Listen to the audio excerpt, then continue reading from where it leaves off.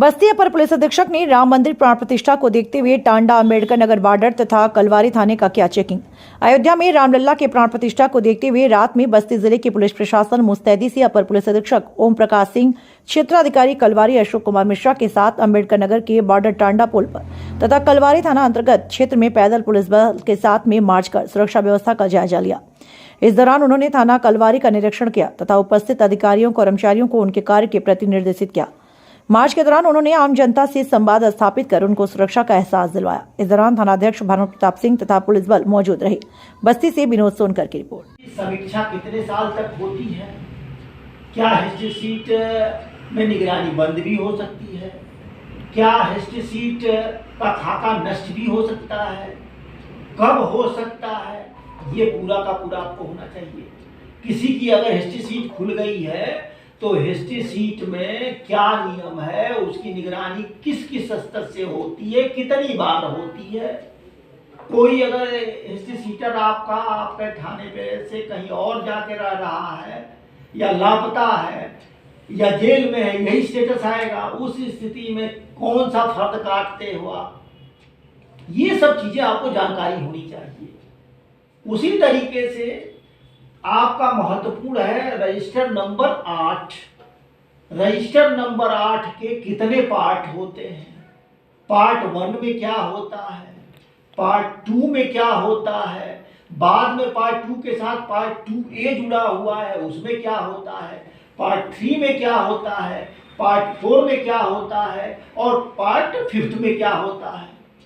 Part 5 में जैसा मैंने एचएस की बात कही, अगर एचएस वाली बात उसमें है तो उसमें एनुअल रिमार्क एसओ साहब खुद लिख रहे हैं कि नहीं लिख रहे हैं, लिखा कि नहीं गया है तो वो होना चाहिए।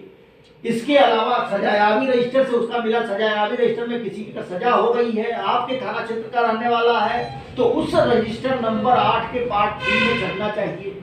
इसके अलावा संबंधित जो भी रजिस्टर हो, चाहे रजिस्टर नंबर 4 की बात हो, चाहे रजिस्टर नंबर 5 की बात हो, या महिला संबंधी अपराध हो, या SC/ST एक्ट में हुआ हो उन रजिस्टरों की बात हो, ये भी हो चढ़ जाना चाहिए उसमें।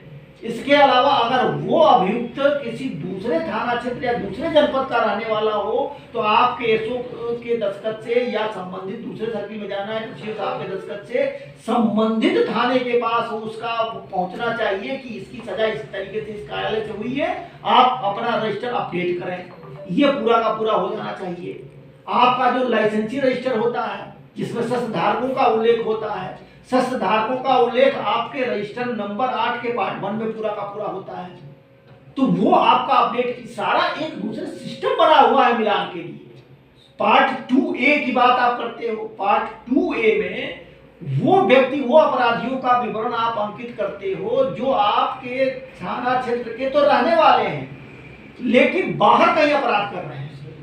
तो जब आपके यहाँ जो कोई अपराध में जैसे जुबौलिया का ये आया था कि वो उसको सजा हुई है, जो भी अपराध कारित होता है, निवारण होता है, बाहर के अपराधी रहते हैं, उसका विवरण संबंधित थाने के पास आज तक भेजा है आप लोगों ने? जब आप नहीं भेजे हो तो कैसे उम्मीद करते हो कि दूसरे आपके यहाँ भेजेंगे? जब दूसरे भेजेंगे नहीं तो आपका रजिस्टर नंबर 8 का पार्ट 2 कैसे अपडेट होगा? तो इन सब चीजों को आप जानिए, समझिए।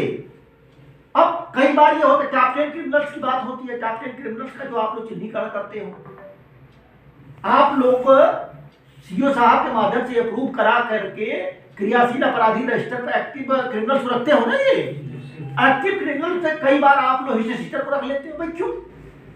हिस्ट्री सीटर तो ऑलरेडी आपका उसकी निगरानी तो हो ही रही है। उस एक्टिव क्रिमिनल्स की लिस्ट में ऐसे व्यक्ति की, ऐसे अपराधियों का नाम होना चाहिए जिसकी निगरानी आवश्यक है। वो निगरानी आप तभी कर पाओगे जब आप सीओ साहब अनुमोदित करेंगे। तो ये सब मोटा मोटी चीज आपको जानना होगा। मफरूर जो रजिस्टर है, मफरूर में कौन कौन लोग हैं उसको टटोलवाने की जरूरत है। आगामी इलेक्शन को देखते हुए ये आप सब लोग पहले से देख लीजिए, 82-83 के बाद जितने वांटेड चल रहे हैं, NPW वाले वांटेड चल रहे हैं, मफरूर वाले चल रहे हैं, इसको पहले से वेरीफाई करा लीजिए।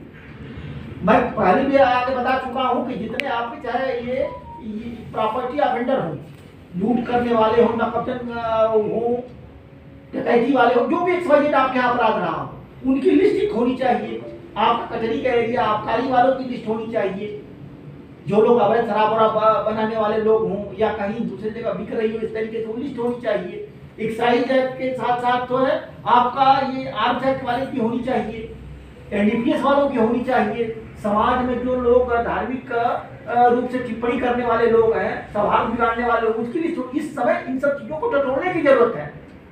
समझ रहे हो ना आप लोग? तो जब तक आपके पास लिस्ट नहीं रहेगी, आप अपने थाना प्रभारी को दीजिए, मीटिंग करा करके बीट वाले को दीजिए, हल्का वाले को दीजिए, तभी तो पता चलेगा। हो जाएगा नहीं होगा? हो जाएगी सर। ऐसा साहब कराइए, ठीक है भैया, मुझे इतनी बात बतानी थी बाकी